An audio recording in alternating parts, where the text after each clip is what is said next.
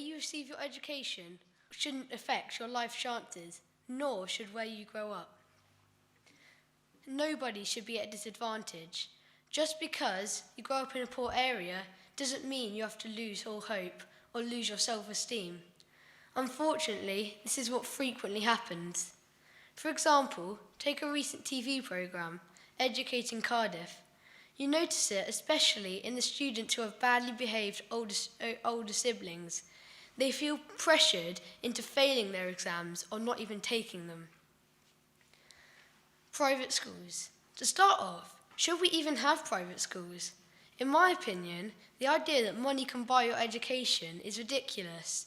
That is in no way a system of equality. And who do these children actually turn out to be?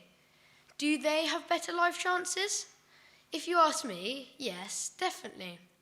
For example, take the Houses of Parliament. How many of those 650 MPs do you think are privately schooled?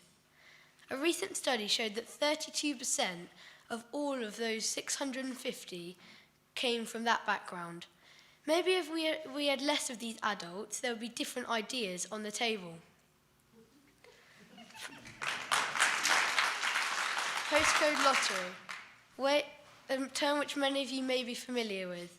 Where you live determines how good your public services are. This is because the government gives each local council a certain amount of money. It is then entirely up to that council what they spend their money on.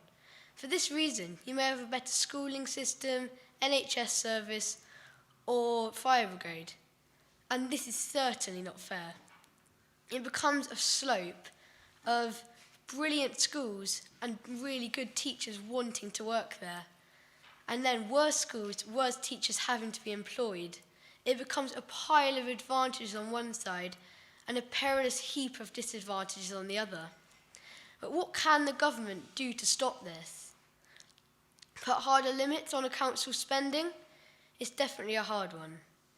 But why do I feel so passionately about the subject?